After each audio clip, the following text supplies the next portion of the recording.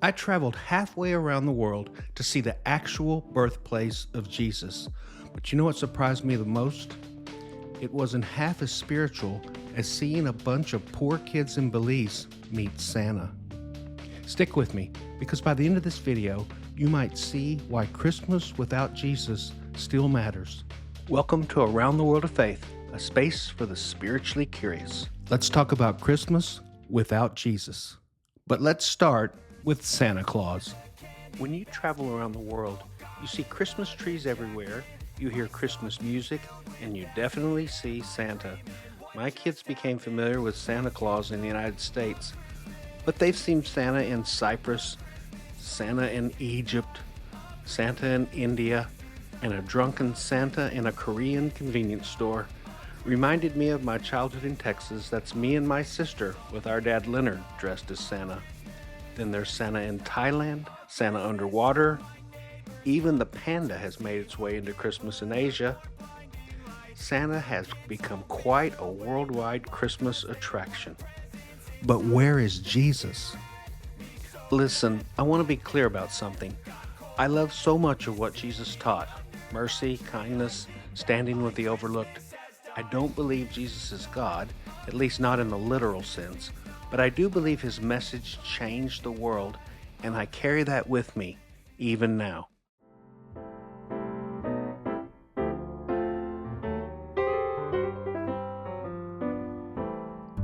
So there I was in Bethlehem, the actual Bethlehem, oh little town of Bethlehem, whose songs and Christmas plays shaped my childhood.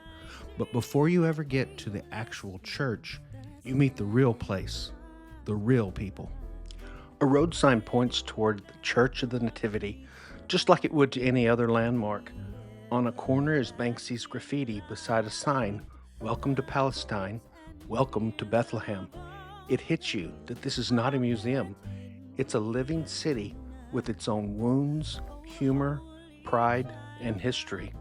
The streets around the church are filled with ordinary people trying to make a living, gift shops with olive wood carvings, an olive wood workshop where the smell of fresh shavings drifts out the door, African pilgrims gathering, a giant Christmas tree standing in the square, and a Bethlehem TV van parked nearby waiting for the next story. It's very human, beautiful in its own way. Then you reach the entrance. Families pause for photos. The doorway is small. You have to bow to pass through. They call it the door of humility. You feel that. Inside, the church opens up into something unexpectedly majestic. Soft light, old stone, quiet voices. It's a space that's held a lot of prayers, a lot of longing. I stood there trying to be present, trying to let the place speak. I wasn't looking for fireworks, just a hint of that old feeling that used to come so easy. You join the line to enter the cave where the manger supposedly was. Everyone moves slowly, almost reverently. My wife and I paused for our turn. Anticipation, hope, sometimes nervousness. Everyone wants something from this place. A moment, a memory, a reminder. The space is small and crowded.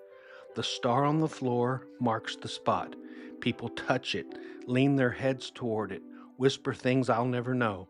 You can feel the sincerity, even in the rush. And I wanted that too. I really did. I'm not part of organized religion anymore, but I'm still chasing wonder, still hoping to be moved. But standing there, I mostly felt the urgency of the line behind me, the pressure to keep moving. It was all happening faster than my heart could catch up. Outside, the air felt different. A poster of Arafat curled on the wall. The Peace Center set across the square, here in Palestine, where peace walks a thin line. I talked with a Palestinian man for a few minutes. Nothing profound, just life, family, how many visitors come through. But something about that conversation felt more real. And as I walked away, a question hung in the back of my mind. If this holiday began with a small, fragile moment in a manger, why is it so hard to find the spiritual meaning?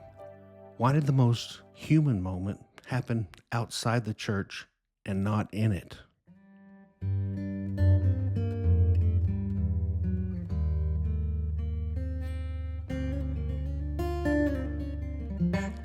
In 2024, I'm in San Pedro, Belize, and we're looking for a place for dinner. My family stops at this open air restaurant with colorful lights and a big Christmas tree, and we went in, wiggled our toes in the sand, ordered some drinks. We're having a good time.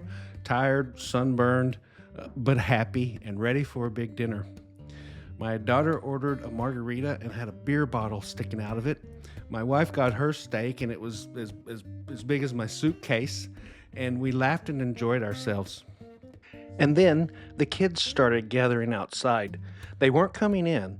They weren't asking for food or anything. They just stood at the edge of the street, waiting quietly, like they knew something was about to happen. These were families with very little. I assume most of them couldn't afford to eat at this restaurant.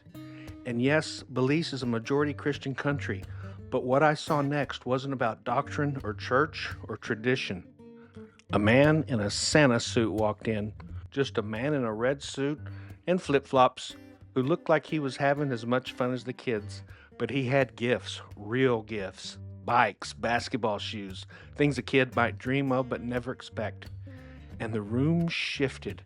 You could feel it, like the entire place exhaled at once. The kids lit up, the adults lit up, and I did too. It wasn't belief, it was faith, the quiet kind. Standing in the birthplace of Jesus didn't spark anything in me, but in a restaurant in Belize with Santa, it somehow did. So here's what I finally realized. Christmas outgrew its birthplace a long time ago. It's no longer defined by a single narrative.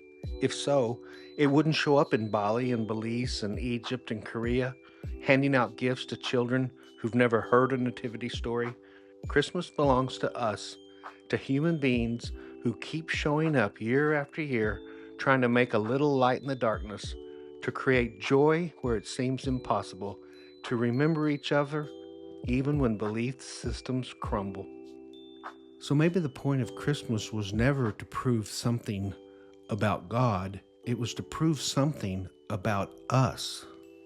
If you've questioned your faith, if you've craved meaning without the dogma, you are not alone. I promise you are not alone. If this resonated, hit like, subscribe, or drop a comment. Tell me yes or no. Do you think we can celebrate Christmas without Jesus? And thank you.